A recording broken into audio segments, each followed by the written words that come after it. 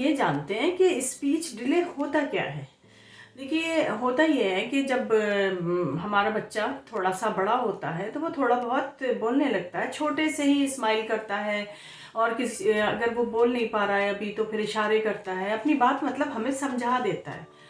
लेकिन धीरे धीरे जब बच्चा बड़ा होता है और उसी के बराबर और बच्चे खूब अच्छे से बोलने लगते हैं, लेकिन हमारा बच्चा नहीं बोल पाता है और बच्चों से पीछे हो गया वो। मतलब ये कि जैसे बच्चे अपना एक सेंटेंस बोल रहे हैं कि हमें खाना खाना है, या हम रोटी खाएंगे, या हम पिज़्ज़ा खाएंगे, या जो भी मतलब बच्चा अगर बोल रहा है या किसी चीज़ की ज़िद कर रहा है, तो वो ये बच्चे जो होते हैं स्पीच डिले वाले अपने सेंटेंस को पूरा कंप्लीट नहीं कर पाते हैं, जिसकी वजह से वो अगर किसी कोई चीज़ उन्हें चाहिए होती है तो रो करके बताते हैं कि रोएंगे कि मतलब और इशारा करेंगे।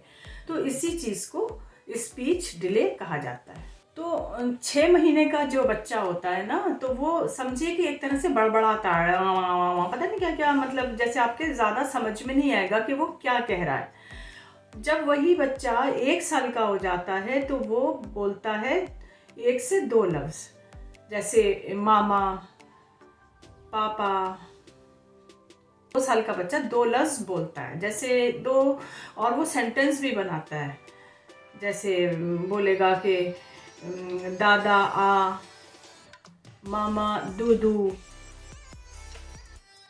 और 3 साल का जो बच्चा है वो बोलेगा लगभग 300 से 500 वर्ड तक वो बोलेगा और अपनी बात सेंटेंस में आपको समझा सकेगा।